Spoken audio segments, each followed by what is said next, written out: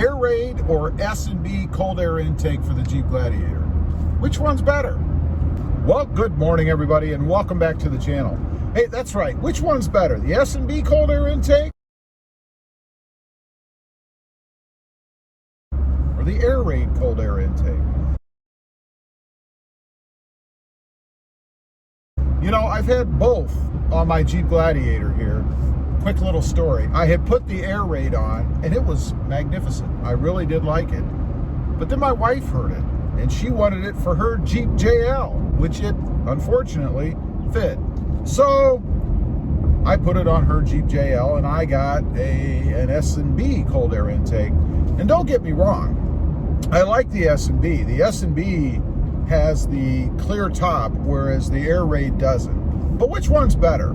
So first of all, I'll have to say the Airaid intake is going to give you more sound. You're going to have a little bit more grumble, if you will, on takeoff and acceleration. Now that's not to say that you don't get any with the S&B cold air intake, because you certainly do. Just not quite as pronounced as the Airaid. Now, the install between the two. I gotta say, the S&B was easier to do. There's a couple of little nuances about the Airaid intake that make it a little bit more difficult to install, particularly a grommet that has to be seated into the unit itself. That thing's a nightmare, at least it was for me. And then there is no way to access the filter on it without taking the intake itself out. There's no access through the top or anything.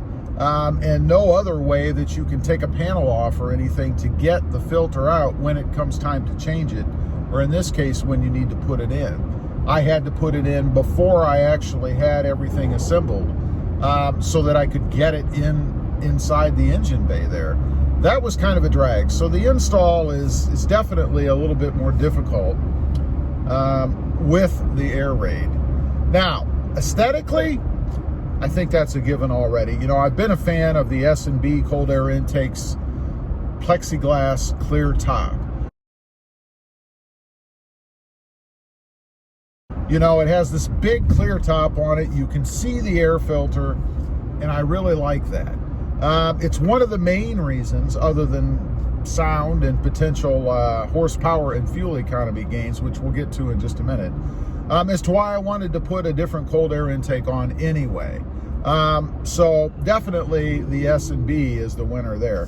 Now, speaking of claimed performance or fuel economy improvements, let me say first of all, I haven't really noticed anything as far as that goes. I haven't really noticed anything tangible as far as, there, a semi just decided to just turn right in front of us.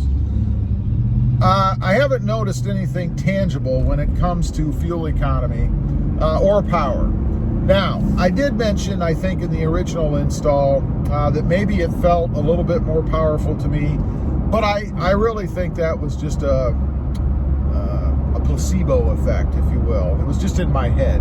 I really don't think that I gained any more horsepower, at least noticeable horsepower. You know, a lot of them claim, in the Airaid did, that you would have a bump of somewhere, I think it was 10 to 12 horsepower, something like that. Can you really feel 10 to 12 horsepower? You know, I don't think so. I mean, unless you're just at the fringe, just at the edge of an improvement that small making a difference, I don't know that you really can tell. So I'd say if you're looking to put a cold air intake, either one, Airaid or S&B, and you're doing it for horsepower or fuel economy gains, yeah, you're probably wasting your money, because you're really not going to have anything that you can tell the difference, at least in my experience. So I guess when it comes down to it, which one do I prefer? Man, and it's a toss-up, and I'd say it kind of depends on what you're looking for.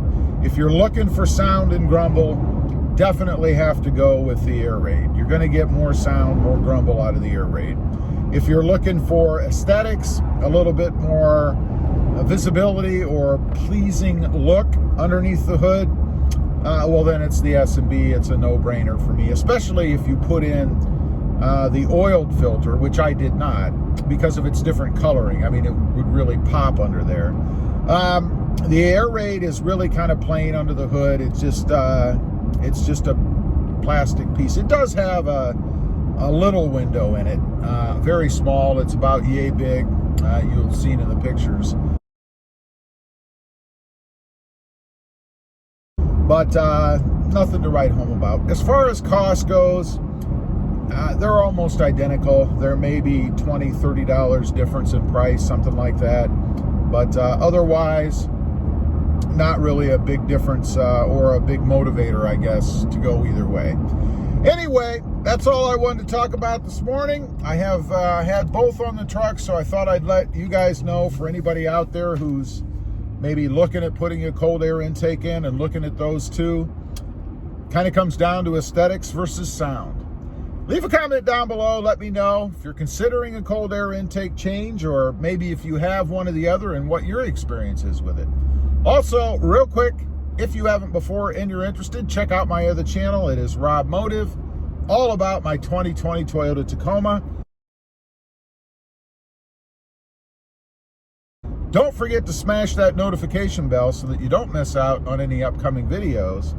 And hit that subscribe button on your way out if you wouldn't mind. Thanks for watching. Stay safe out there. Bye.